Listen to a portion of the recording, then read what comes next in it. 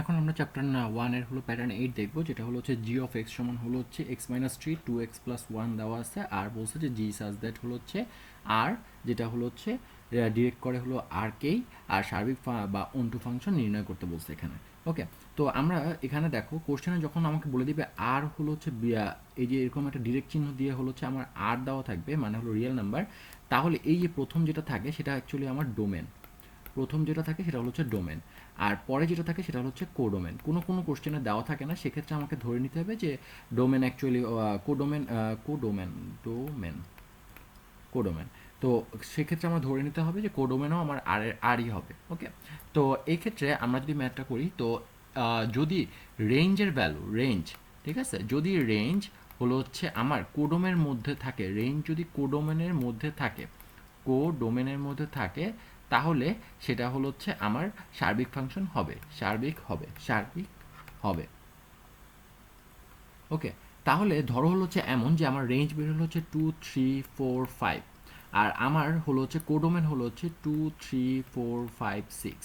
এখন এইটা যেহেতু আমার কোডোমেন, এটা যেহেতু আমার কোডোমেন, তাহলে এটার ভিতরে যেহেতু দেখো সবাই আছে, রেঞ্জের সবাই আছে, এটা আমার রেঞ্জ, এই রেঞ্জের সবাই হলো হচ্ছে আমার কোডোমেনের মধ্যে আছে, তাই এটা কিন্তু আমার সার্বিক ফাংশন হবে।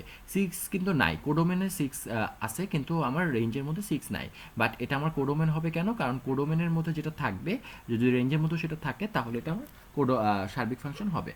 ওকে, তাহলে সার্বিক ফাংশন বের করার সময় অবশ্যই আমাকে হলো হচ্ছে এটা রেঞ্জ বের করতে হবে। তো রেঞ্জ বের করা হলো হচ্ছে খুবই সহজ, আমরা হলো হচ্ছে রেঞ্জ বের করার জন্য বিপরীত ফাংশনের নিয়মটা অ্যাপ্লাই করব।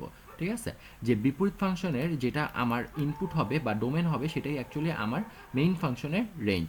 মানে আমি যদি জি অফ এক্স এর রেঞ্জ বের করতে চাই, এটার রেঞ্জ হবে হলো হচ্ছে আমার জি ইনভার্স, রেঞ্জ হবে হলো হচ্ছে জি ইনভার্স এক্স এর ডোমেন। ওকে, তো আমি যদি জি ইনভার্স এক্স এর ডোমেন বের করতে পারি, ডোমেন বের করা কিন্তু সহজ, তো ডোমেন বের করতে পারি, তাহলে আমরা বলতে পারি যে এটা মেইন ফাংশনের রেঞ্জ হবে।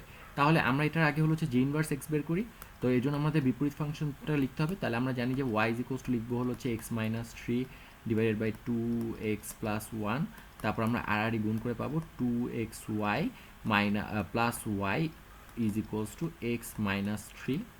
ওকে, তারপরের লাইনে আমরা লিখতে পারি যে 2xy minus X is equals to, এভাবে না লিখি, আমরা লিখতে পারি এভাবে যে y minus 3 is equals to X minus 2xy। তাহলে আমরা যদি এক্সটাকে কমন নিই, তাহলে লিখতে পারি না যে 1 minus 2y is equals two y minus 3। ওকে, তাহলে আমরা এখান থেকে লিখতে পারি x ইজ ইকুয়ালস টু হলো হচ্ছে y minus 3 divided by 1 minus 2y।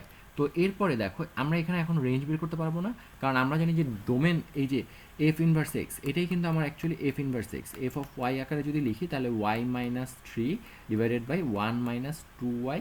তারপরের লাইনে আমরা লিখতে পারি F inverse X is equals to X minus 3 divided by 1 minus 2x।